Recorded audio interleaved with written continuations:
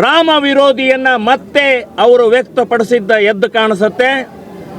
ಕಾಂಗ್ರೆಸ್ ಹುಟ್ಟಿದಾಗಿಂದ ಇಲ್ಲಿವರೆಗೆ ಹಿಂದೂ ವಿರೋಧಿ ನೀತಿಯನ್ನು ಅನುಸರಿಸ್ತಾ ಬಂದಿದೆ. ಬಾಬರ್ನ ಪರವಾಗಿ ನಿಂತ್ಕೊಂಡ್ರು ಇವರು, ರಾಮನ ಪರವಾಗಿ ನಿಂತ್ಕೊಳ್ಳಿಲ್ಲ. ಸೊ ಇಂಥ ಕಾಂಗ್ರೆಸ್ನವರಿಂದ ರಜೆ ಘೋಷಣೆ ಮಾಡಿದರೆ ನಿಮ್ಮ ಅಪ್ಪನ ಗಂಟೆಯನ್ನು ಹೋಗ್ತಾ ಇತ್ತು. ರಜೆ ಘೋಷಣೆ ಮಾಡಿದರೆ ಸಾವಿರಾರು ಜನ ಈ ಆನಂದದ ಸಾಗರದಲ್ಲಿ ಅವರು ಭಾಗಿಯಾಗ್ತಾ ಇದ್ರು. ಅವರು ಕೂಡ ಈ ರಾಮನ ವಾತಾವರಣದಲ್ಲಿ ಅವರು ಆನಂದದಿಂದ ಭಜನೆ, ಧ್ಯಾನ, ಪೂಜೆಯಲ್ಲಿ ಭಾಗವಹಿಸ್ತಾ ಇದ್ರು. ಮಾನ್ಯ ಸಿದ್ದರಾಮಯ್ಯನವರೇ, ನಿಮ್ಮ ಹೆಸರಿನಲ್ಲೇ ರಾಮ ಇದ್ದಾನೆ. ಆ ರಾಮವನ್ನು ತೆಗಿರಿ, ನೀವು ಅಯೋಗ್ಯರಿದ್ದೀರಿ. ಇಂಥ ಒಂದು ಶ್ರೇಷ್ಠ ಇತಿಹಾಸದಲ್ಲಿ ನೆನಪಿಡಬೇಕಾದಂಥ ದಿನ ನೀವು ಇವತ್ತು ರಜೆ ಕೊಡದೆ ಬಹಳ ದೊಡ್ಡ ದ್ರೋಹ ಮಾಡಿದ್ರಿ ಅಂತ ಹೇಳ್ತೇನೆ. ಈ ಶಾಪ, ಈ ಪಾಪ ನಿಮಗೆ ತಟ್ಟಿತ್ತೆ ಅಂತನ್ನುವಂಥದ್ದು ನಾನು ಶತಸಿದ್ಧವಾಗಿ ಹೇಳ್ತೇನೆ.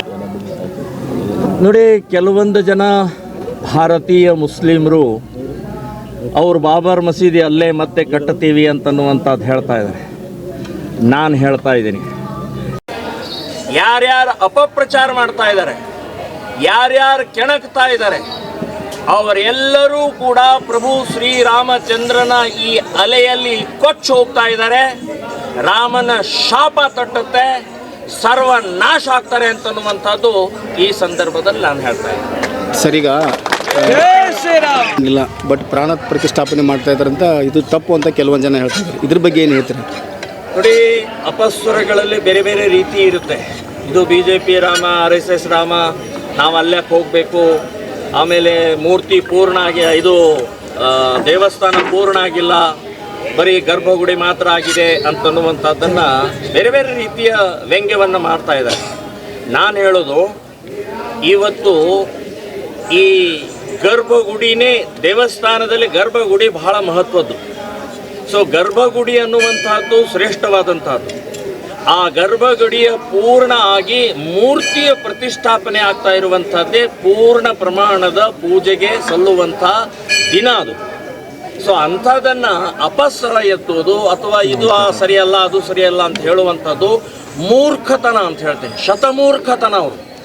ಸೊ ಇದು ಯಾರೋ ಮೂರ್ತ ತೆಗೆದಿದ್ದಲ್ಲ, ಅತ್ಯಂತ ಶ್ರೇಷ್ಠರಾದಂಥ ಜ್ಞಾನಿಗಳಾದಂಥ ಮೂರ್ತಿ ತೆಗೆದಿದ್ದು, ಮತ್ತು ಆ ಪ್ರತಿಷ್ಠಾಪನೆ ಅನ್ನುವಂಥದ್ದು 7 ದಿನದಿಂದ 14ರಿಂದ ನಡೀತಾ ಇದೆ.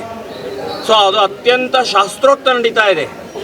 ಒಂದು ಮೂರ್ತಿಯಲ್ಲಿ ಪ್ರತಿಷ್ಠಾಪನೆ ಮಾಡಬೇಕಂದ್ರೆ ಪ್ರಾಣ ಪ್ರತಿಷ್ಠಾಪನೆ ಮಾಡಬೇಕಾಗತ್ತೆ. ಸೊ ಅದಕ್ಕೊಂದು ಪ್ರೊಸೆಸ್ ಇದೆ, ಅದಕ್ಕೊಂದು ಪದ್ಧತಿ ಇದೆ, ಸಂಪ್ರದಾಯ ಇದೆ, ಅದೇ ಪ್ರಕಾರ ಆಗಬೇಕಾಗತ್ತೆ.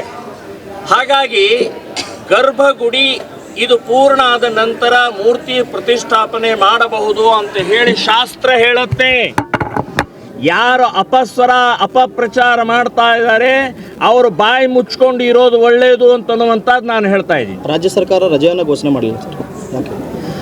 ರಾಜ್ಯ ಸರ್ಕಾರ ರಜೆ ಘೋಷಣೆ ಮಾಡದೆ ಭಂಡತನ, ನೀಚತನ